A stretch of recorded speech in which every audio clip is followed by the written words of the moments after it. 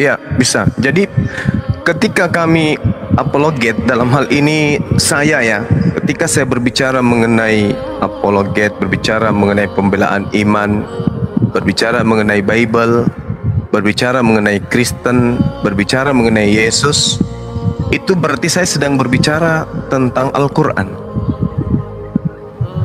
Tidak ada larangan kepada umat Islam untuk membahas isi Al-Quran. Itu pasti tuh. Itu yang pertama. Saya ulang, ketika saya membahas Kristen, ketika saya membahas tentang Bible, ketika saya membahas tentang Yesus, itu berarti saya sedang membahas tentang Al-Quran. Karena Al-Quran membahas tentang sosok Nabi yang datang di tengah-tengah Bani Israel. Al-Quran membahas tentang orang-orang yang mempertuhankan Nabi tersebut. Al-Quran membahas tentang kitab Injil yang telah mereka sembunyikan, mereka campur adukkan dan seterusnya. Al-Quran juga mencatat bahwa di kalangan mereka ada yang menulis kitab, menulis buku dari tangannya mereka sendiri dan mengatakan itu dari Allah. Jadi hak mutlak dimiliki oleh umat Islam ketika membahas tentang Kristen dan cakupannya, itu pasti.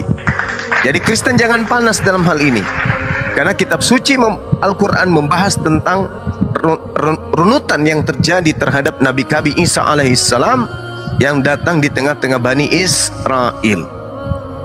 Nah, itu yang pertama. Yang kedua, Al-Quran memerintahkan kemudian kepada umatnya untuk menyeru, ya ayyuhalladzina amanu dakhulu fis silmi kaffah wa la tattabi'u khutuwatis syaitan innahu lakum aduwwum mubin. Wahai orang-orang yang beriman, masuklah ke dalam Islam secara keseluruhan dan janganlah kamu ikuti langkah setan. Sungguh setan itu musuh nyata bagimu. Nah, ketika kita diperintahkan masuk ke Islam, berarti kita diperintahkan untuk menyeru, ud'u ila sabili rabbika bil hikmah. Serulah manusia kepada jalan Tuhanmu dengan hikmah. Apa hikmah itu?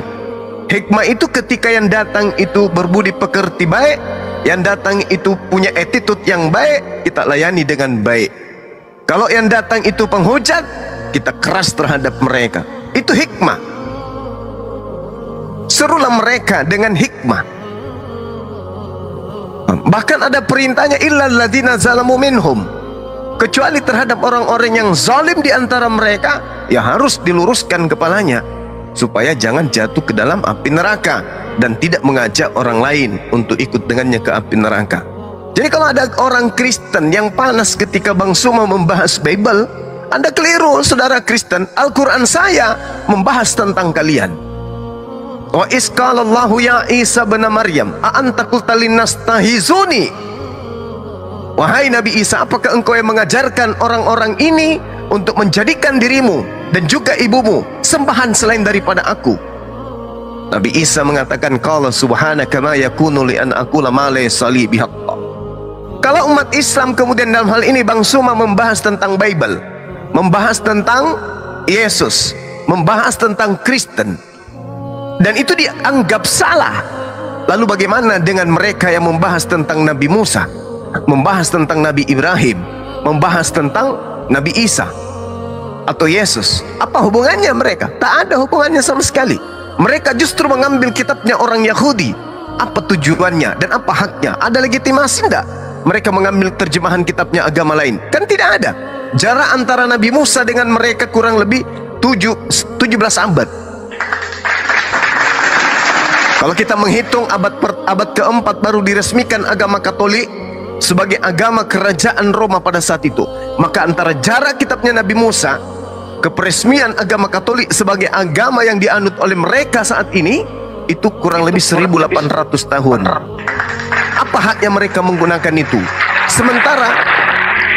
Sementara rasionya jelas. Orde Baru membahas Orde Lama. Reformasi membahas Orde Baru dan Orde Lama.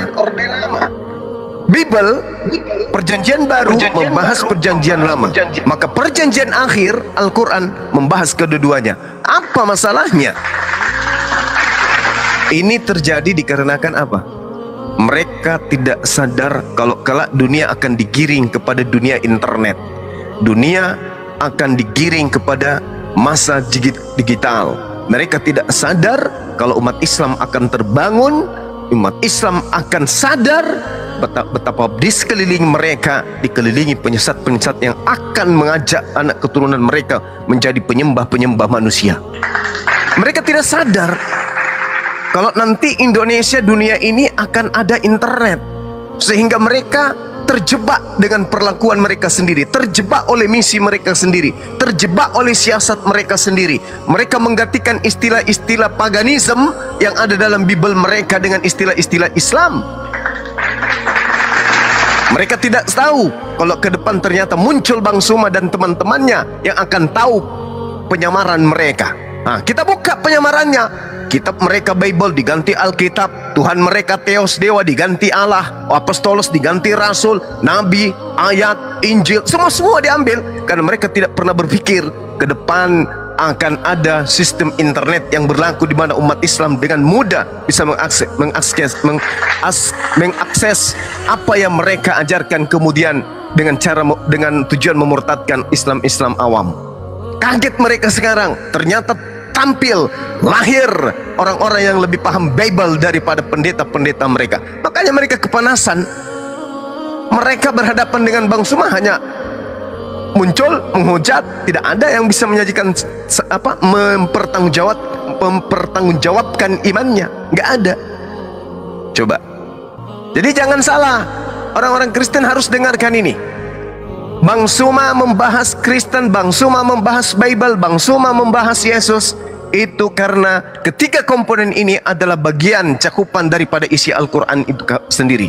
Jadi jangan gengsi. Saatnya sekarang Anda belajar Bible, habis itu tampil untuk mengkanter kami, saya khususnya, yang senantiasa membahas Al-Quran dengan cakupan tiga unsur tadi: Yesus, Kristen, Bible. Itu adalah tiga mata rantai yang dibahas di dalam Al-Quran. Demikian.